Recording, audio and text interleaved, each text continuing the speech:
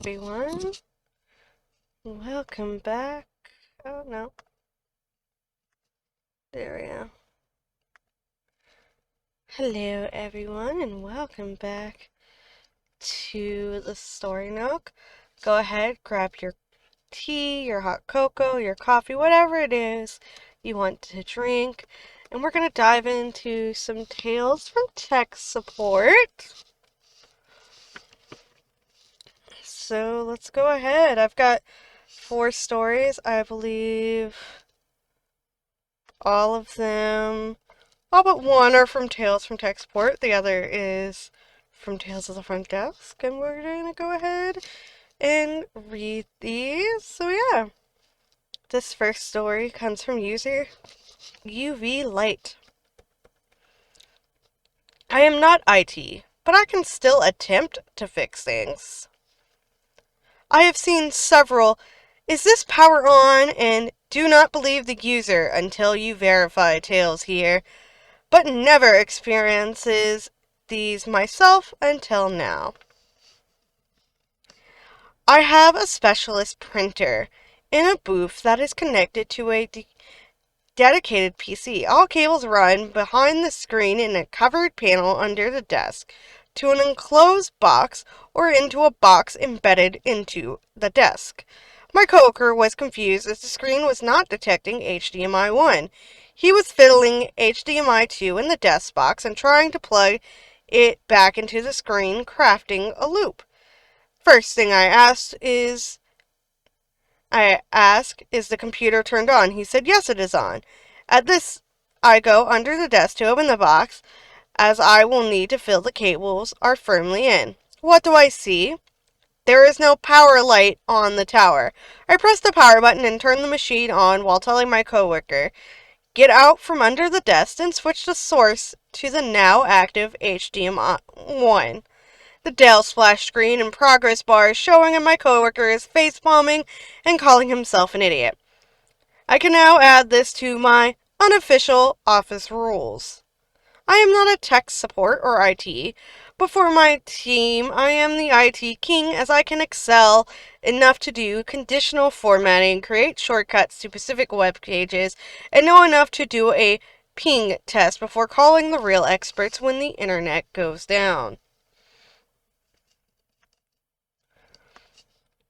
And so yeah, that happens often when everyone in the office figures out, oh, you know a little bit about IT? Well, we're going to come to you with all our problems now.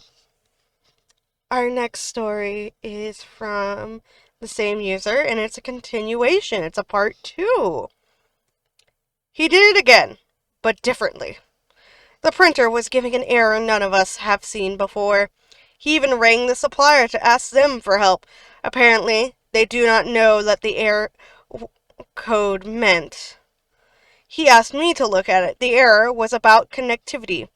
This specialist printer is in 2 discrete units that need to be perfectly aligned to pass the plastic blank from one side to the other, so my first idea was that they were not in line with each other. No luck. I then checked the wiring going into both parts of the printer and noticed there is a missing power light on one side, but it is turned on. I traced the power cable to find the printer is unplugged. Someone had unplugged one side to plug in a laptop at some point and had not plugged it back in when they left. He now had his laptop plugged into the now spare socket without thinking why there was a loose plug on the ground. I told him I would be posting this, and he said, fair enough. And he's right. Very, very much fair enough. And always hilarious when, like, these tiny little inconvenient things happen.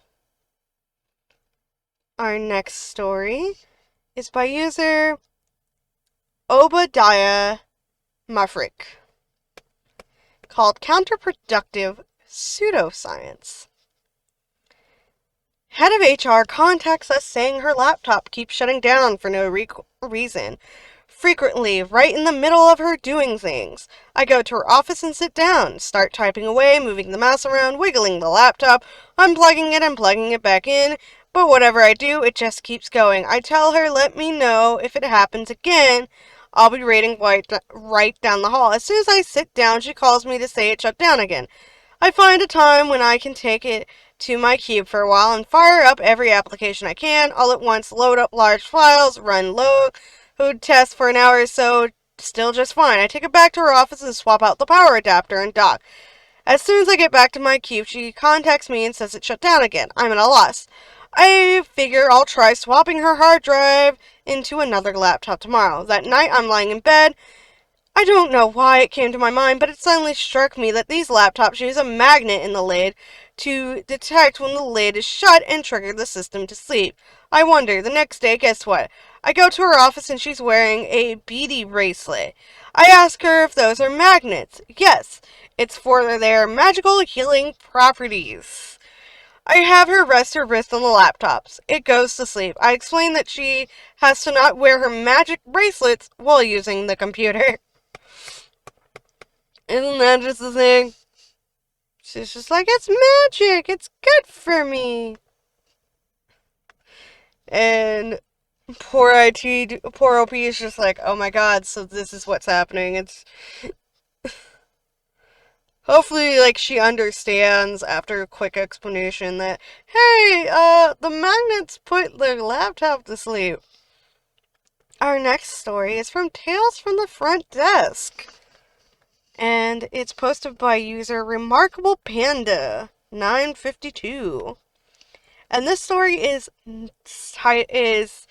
tagged not safe for work, just heads up. So if you guys just want to go ahead and skip this story, feel free, and I'll see you all in the next video.